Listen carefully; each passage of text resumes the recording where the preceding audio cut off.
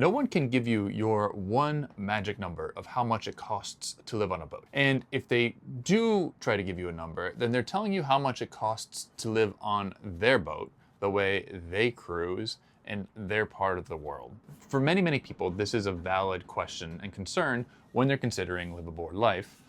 How much is it going to cost me? Can I afford it? How much does it cost other people, right? But that question is kind of backwards.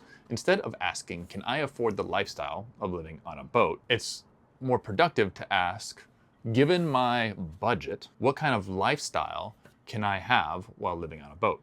That sort of takes the question and turns it backwards, because the heart of the matter is there's a very, very large range of how much it costs to live on a boat, from the low end to the high end. And there's so many variables and distinct lifestyle setups for living on a boat that no one will really be able to calculate the lifestyle you will have on your boat with your budget. On one end, you have a very lean, bare bones style boat, maybe a little bit of smaller boat that is kind of minimal on luxuries. And on the other side, you have the full-blown large floating condo with all the amenities and climate control and creature comforts you want, while maintaining a second home that you can go take breaks to, right? Very, very different cost ranges there. And to be fair, most people do end up being some sort of combination of lifestyle choices in the middle. So in this video, I'm not going to pretend like there's some precise mathematical equation that you can use to plug in and figure out how much your cost of living will be. So instead, I'm going to walk you through 5 big aspects of liveaboard life, and I'll talk about realistic ranges of costs within each of those aspects. For each of those aspects of liveaboard life, you can kind of look at the spectrum, the range of costs, and say, maybe self-identify. I'm a little bit more on this side, or maybe I'm in the middle. And you can start to use that to calibrate the lifestyle you want, which then you can later backwards figure out if the lifestyle that you want on the water is something that fits your budget, or if not, how can you tweak the lifestyle? Where are you willing to make compromises to tweak the lifestyle to fit your budget? So for the first big aspect of living on a boat, we're going to talk about, where do you typically keep your boat? Are you keeping your boat at marinas? Are you keeping your boat on anchor or on mooring? Those tend to be the 3 main choices you have for where you physically place your vessel. Obviously, anchoring out is the cheapest option. It's often free or fairly cheap, very cheap. Sometimes you have to pay permits for anchoring in certain places. But aside from just being cheaper, depending on your personality type, you may actually prefer to be at anchor, to be a little bit less crowded, to have more breathing room. Your nearest neighbor might be a couple hundred yards away, and you prefer to have the wind through your hatches and feel the boat swing on the hook. Many places, there are drawbacks to being anchored out. Typically, the biggest drawbacks are dock or dinghy dock access and pump out access for your boat, and supply runs and whatnot. Somewhere to have your mail sent to, and laundry. A lot of those will be solved if you use a mooring ball. A mooring ball will usually be associated with a marina or some kind of facility. You'll typically then have laundry machines, bathrooms, pump out services. You still get the freedom of not having your neighbors right on top of you, but you will have to pay a little bit more per month. And mooring balls are fairly cheap, and depends on how long you're going to be there. The mooring balls tend to range from a few $100s per month, maybe all the way up to $1,000 a month if it's associated with a pretty nice marina that has lots of amenities. The second step up would be at a lower end marina, a more basic facilities marina. This is obviously going to cost more, but you get all the conveniences of being able to step on and off your boat, shore power access, usually shore water access. You don't have to lower your dinghy or mess with your dinghy. So the trade-offs are your neighbors all a lot closer. That could be good, that could be bad. Usually a lot more land noise, potentially more bugs, potentially security issues depending on what kind of marine it is. Just having people around your boat that aren't necessarily supposed to be on the docks. And then easy access to laundry facilities and power.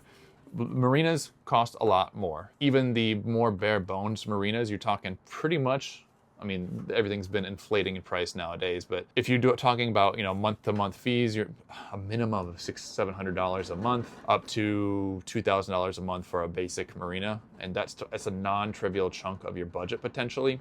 And then the higher end marinas, especially some of the more exclusive marinas in like Florida and Miami and stuff like that, we're talking easily $3,500 a month to $6,000 a month. And all of these numbers do depend on the length of your vessel. A 35-foot monohull will cost a lot less than a 40-foot cat like us, because a lot of times for a catamaran they charge the slip and a half. So for 40 feet, a lot of times they'll charge us 60 feet because we take up so much room. If you have a 70-foot trawler, they're going to obviously charge you for 70 feet. The cost of the marina scales with the size of your boat, but typically speaking, obviously, anchoring out and to a lesser extent, mooring is size of your boat independent. Some bigger boats need bigger mooring balls, but that still doesn't scale quite as aggressively as it does for for the marina. Also, this affects both long-term storage. Say you're going to be somewhere for a few months. Do you do the hook? Do you do a ball? Do you do a marina? But it also affects transient dockage. So say you're on the East Coast of the United States. It's fall. The season is shifting. Hurricane season's done. You're moving from the Chesapeake down to the Bahamas via the ICW. If every night that you stop, you anchor out, it's just the cost of fuel. But if every night you stop and get transient dockage rates are significantly more expensive than your monthly rates. And the cost difference between moving from the Chesapeake to the Bahamas can easily be a few $1,000s cheaper if you anchor out versus using a marina. But kind of just depends on your comfort level for anchoring out, your desire to have easy access to shore amenities without having to hop in a dinghy and find dock access somewhere. So this is one of the biggest aspects of liveaboard life that is variable with regard to costs, and it's highly dependent on your preferences. I see many cruisers on either end of the spectrum based on what they're comfortable with budget-wise. So try to identify where you feel like you might be. Some people know, like, I'm just going to anchor out as much as I can. I am 100% okay with it. Other people want occasional marina use. That tends to be how we fall. If the weather's going to be a little bit cold, we'll grab a marina. Or they say hot, grab a marina. But otherwise, if it's not a big deal, we'll anchor out. We tend to prefer to anchor out, weather aside. And some people just want marinas. They just want to tie up and go into town. They don't want to have to worry about maintaining systems. And all those are perfectly fine. Identify where you sit on there. And once you know kind of what size vessel you're looking at, what type of vessel you're looking at, then you can start to look at where I want to cruise in the world, where I want to be, Mexico, California, the Med, South Pacific. Look at the marina rates for your type of vessel. And kind of you can start to work backwards to see if your preference for where you keep the boat is a number that's not going to blow your budget. Number 2 will be sustenance, day-to-day living. So the second one is a little bit of a smaller one, but can actually be a pretty big range depending on people's lifestyle preferences. Some people want to move aboard their boat and they enjoy cooking. They figure out how to cook in the small galley. They figure out how to store their provisions, and they're just fine doing big shopping trips inland, getting the Uber back with all their stuff and just cooking on the boat. The cost of food will obviously vary dramatically based on where you are in the world. Small islands tend to have higher costs of food. If you're anywhere continental, then you're probably going to have cheaper cost of food, right? But yeah, this will probably more mirror what you're used to here for your land-based eating. So if you're casually eating out once or twice a week, socially meeting up for some drinks every now and then, maybe that bumps it up. And then if you're truly going out to enjoy all the amenities that these newfound places for you have to offer, you're a foodie or you just really like the nice service, your cost of food could easily surpass $3,000 a month if you're a bit excessive, or there's really no upper limit on how much you could potentially be eating if you're going to be treating the places you're cruising as resorts. And if that's what you want, that's absolutely fine. You just have to make sure that your budget matches that. But typically food will probably cost a little bit more expensive wherever you're cruising because those do tend to be tourist places, and tourist places kind of upcharge for services like that. The third major aspect of how much does it cost to live on a boat is the maintenance cost. How much does it cost to keep the boat running, to fix things when they break? You might see people using a number like 10 to 20% of the boat's value per year as the cost. So just say you had, for easy numbers, say you had a $200,000 boat, then you would say, oh, 10% of that, $20,000 a year to maintain the boat. I do have an issue with that though, and that's it's so dependent on your boat that the 10% number, maybe up to 20% number, could be a lot less or a lot more based on the condition of your boat. If you get a ratty old boat that you need to fix up and add electronics to, and you constantly having things break down, that number could be a lot higher than if you bought a boat that was lovingly cared for, maybe a little bit more up front, but lovingly cared for, and all the systems are running smoothly and well maintained. Especially in the first 4 to 5 years, the cost of maintenance between those two vessels will be significantly different. And say you had a $200,000 boat that was maybe a little bit smaller but really well taken care of, or a $200,000 boat that was a lot bigger but poorly taken care of, then it's not fair to say that they're both going to cost $20,000 of maintenance. One might cost 10 and the other might cost 40, right? So the quality of your boat obviously matters with regard to the cost in a specific boat. But in addition to that is your appetite for taking on DIY projects and learning to do your own maintenance. It's no joke. I mean, it kind of is a joke how expensive marine services are to fix things. Everything marine related seems to cost 3 times as much, and it also seems to be the case that you can't find anybody to work on your boat for less than $100 and $150 per hour. Depending on the specialty, it goes up way more than that. So your appetite for doing it yourself will significantly impact your monthly budget with regard to ongoing costs. Not only does being a heavy DIYer free you up to not have to pay the labor, but it also frees you up to not have to go find people who can work on your boat, to move to a city where you can get your boat worked on, or there's the right yards to have the skilled professionals around to work on your vessel. So let's throw some rough numbers out there. Just running maintenance on your boat, amortized out through the year, is a hard one. I think it's fair to say that if you're going to be mostly DIY, then it's probably fair to expect between minimally $300 to $400 a month up to $1,000 per month in just maintenance things that are breaking, things that need fixed. It won't happen all at once. Maybe you'll have a month where nothing really breaks, and then you have to replace a chart plotter, or you have to replace an alternator or a water pump, and the kind of problems bundle together, or you save them up. So not every month might cost you $300 to $1,000, but the problems tend to bundle up. You take care of it yourself. That's fair. Again, we're talking rough numbers. Or if you take a more hybrid strategy, which is probably what most people would, in my mind, most people would probably choose a hybrid strategy. You DIY the stuff that's a little bit more basic electrical stuff like DC wiring, basic plumbing stuff, basic rigging issues. You can take care of most of that yourself, but when it comes to stuff that's a little bit more complicated, like setting up a new inverter, or installing batteries, or getting your rigging done, or maybe replacing a shaft seal on your boat, hire a professional.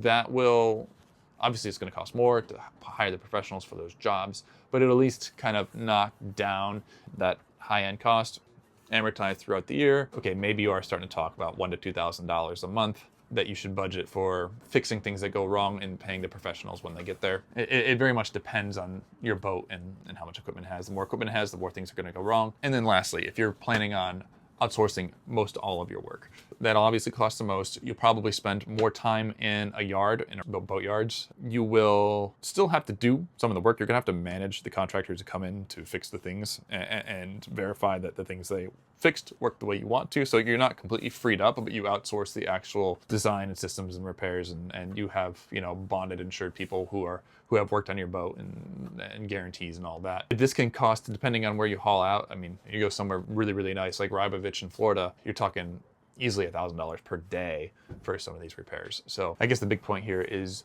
depending on your boat and your aptitude for DIY, if you have low aptitude for DIY, you're just not interested in it, then you're going to need a much larger monthly budget that you will save for repairs, maintenance, fixes.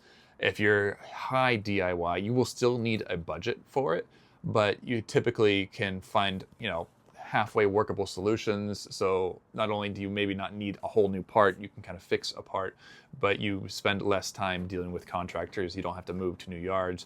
You can just find somewhere to get a part shipped in. Try to find your aptitude, and then maybe use that 10% number, of whole value. Some people want to be more conservative and say if they budget for 20% of whole value, the value of your boat per year, that would be a nice conservative number to use. But bump it up a little bit if you're not interested in anything DIY.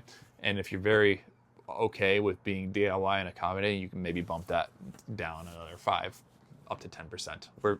We typically tend to be very DIY, and I find that 10% of whole value per year, which for us would be about $20,000, does seem accurate. Some years maybe we're a little bit less than that, $10,000, $15,000 for just maintenance, but we've also been doing very, very big projects, and so I don't know that our situation is a valid comparison. All right, the fourth one. This is a bigger one than I think people realize, and it's basically your comfort preferences. You can be very minimalistic with your comfort preferences, and that will drive down your monthly costs and your mechanical equipment requirements dramatically. Or You can say, no, actually, I don't want to be even, I mean, you're always going to be a little bit uncomfortable every now and then on a boat, but I want to minimize my discomfort on the boat. I want to maximize that this is my, retirement. I want to be on anchor in a floating condo. I want to have my amenities. And that's okay if that's what you want. But you will think, oh yeah, we're saving money by not being at a marina. That's absolutely true. But then you also need to factor in the cost of comfort. So what are the comforts that we're talking about? Well, it can be a variety of things. Showering daily, maybe. So you're going to need to be running your water. You're going to need a water maker, and then you're going to need to running your water maker frequently. Typically, water makers will run off of generator. They're high draw machines. So you're going to be running your generator. You have, the maintenance cost of the generator, the extra fuel burn that's going to be with it. And it can be, a nice, clean, freshwater shower at the end of the day with a hot water, freshwater shower at the end of the day is a luxury, and it's very worthwhile. But to run the hot water heater, to run the water maker, generator costs, and equipment costs. Clothes washer, dryer, very, very nice. You might budget your clothes and try to, rewear them a little bit or be minimalistic, or you might want fresh clothes every day and fresh towels every day and fresh linens once a week. That's okay, but running that will also, once again, use water and use electricity. So you're going to need to run that generator more. You might even need to start sizing up your generator. HVAC, so air conditioning. Again, these are all very power-hungry machines that need to be on your boat in the first place, but then need the power requirements, need the maintenance for those power requirements. Maybe multiple refrigerators, freezers, appliances, ice cream maker, whatever. They add up. Versus a very minimalistic lifestyle, which is basically using DC-powered fans, solar panels, and taking lukewarm showers. Maybe doing a rough wash in the ocean and doing a freshwater rinse and washing your clothes in the rain. Like, you can get very, very minimalistic with how you're living. The cost range there can be, if you're very minimalistic, actually rather cheap. You're talking maybe 50, 150 bucks just for your minimal. Most people will at least need some sort of refrigeration, which means some sort of power requirements, probably a little bit of generator run time if you have solar panels and it's cloudy for a few days. So yeah, 50, 100 bucks for fuel is minimal. A lot of people will fit in the middle. They don't mind rationing a little bit, but every now and then they want the conveniences when they're tired or the weather's been particularly foul. This is, I think, where we tend to fall into. A lot of it comes down to fuel and maintenance. I'd say we're probably, $150 to $300 a month, depending on how much we really want to lean on the climate control and water maker aspect of it. And then if you want to go all the way, you're talking about bigger generator, more when you do your oil changes, those cost more money. You could easily, especially some of these large, many, many kilowatt hour generators, those could easily run if you do a monthly oil change. And I know some of those oil changes are many $100 oil changes. You're probably running $500 to maybe up to $1,500 a month if you just full luxuries, everything on, big generator running, fuel doesn't matter. Yeah, I think that's fair. So again, where do you sit on this range? Do you want to sit in the middle? Are you okay being bare bones minimalistic? Hey, if it's 45 degrees inside, I don't need climate control. I'm just going to throw a coat on. Or do you want the inside of your boat to always be between 60 degrees Fahrenheit and 75 degrees Fahrenheit? See where you are. Realistically speaking, many people are going to fall in the middle. And then again, consider the type of vessel you have and how many people you have. If you're, one person on a boat with luxury, it's going to be a lot less than 5 people on a boat with luxury. So this is one of the big dials. What boat are you going to have and what do you choose? And then from there, you can start to work backwards. Lastly, I would call this your continuity of time on the water. This is one I think a lot of people underappreciate. So what are the ranges here? The lowest, most lean range is full-time liveaboard, no backup home, no second home that you have just sitting around waiting, or you don't have something that's like Airbnb and then you can just take it off the market for a few months to go live in. You're full-time 100% on your boat. That is the cheapest way to do it, and many people do this. But I would still recommend spending some time off your boat, and maybe that's going and spending a month with family, or going and getting an Airbnb in the mountains for a month somewhere cheap. Spending some time off of your boat isn't a bad idea, but if you live on your boat full time, you're going to avoid a lot of extra costs. That middle tier would be to keep, like I said, a second home, or your boat's your primary home, and then you keep your land-based home, and then you balance back and forth between them. And this is a popular strategy. It makes a lot of sense, especially if you have a home with a low mortgage and you have some people that can check in on it every now and then. It's a very nice fallback safety net to have to, if you get fed up with the boat, go back, right? But obviously, you are now basically paying to keep 2 homesteads functional versus just the boat. And you will have your time split between the two. And the third option is somebody who treats the boat as a transient place where they are frequently but are not frequently. They're leaving the boat oftentimes, spend a month on the boat, put it at a marina, go fly away, spend some time on holiday in Europe or with the kids in California, whatever, and then come back to the boat, spend a few more months on the boat, then fly away.